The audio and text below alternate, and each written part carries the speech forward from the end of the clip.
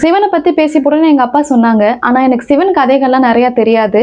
1, 2 கதைய படிச்சேன். அதுல ஒரு கதையில சிவனோட தொண்டை ஏன் ப்ளூ கலர்ல இருக்கு அப்படின்னு சொல்லியிருந்தாங்க. ஒரு முறை ஒரு முனிவர் கொடுத்த சாபத்தினால கடவுள்களுக்கெல்லாம் இருக்கிற சக்தி போயிருச்சு. இதுல இருந்து வெளியே வரணும் அப்படின்னா கடல்ல கடைந்து அங்க இருந்து அமிர்தத்தை எடுக்கணும் அப்படின்னு சொன்னாங்க. இதனால ஒரு பெரிய மலையை மத்தாக்கி வாசுகியை கயிறாக்கி அதை கடல்ல கடைய ஆரம்பிச்சாங்க. அமிர்தத்தை அதுல இருந்து எடுக்கணும் அப்படிங்கிறதுனால.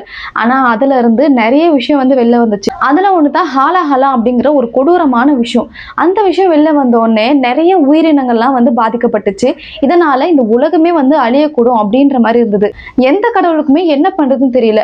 ஆனா சிவன் இந்த இடத்துல அவரா முன் அந்த விஷத்தை எடுத்து அவரே குடிச்சிட்டாரு, மத்தவங்க எல்லாம் காப்பாத்தணும் அப்படிங்கிறதுக்காக. ஆனா இதை பார்த்த பார்வதி சும்மா இருப்பாங்களா? அவங்க சிவனை காப்பாத்தணும் அப்படிங்கிறதுக்காக சிவனோட தொண்டையிலேயே அந்த விஷத்தை தடுத்து நிறுத்திட்டாங்க. இதனால்தான் சிவனோட தொண்டை ப்ளூ கலர்ல இருக்கு. என்னதான் சிவன் அழிக்கிற கடவுளா இருந்தாலும் அந்த நேரத்துல உலகத்துல இருக்க உயிர்களை காப்பாற்றணும் அப்படிங்கிறதுக்காக சிவன் எல்லாரையும் காப்பாத்தி இருக்காரு.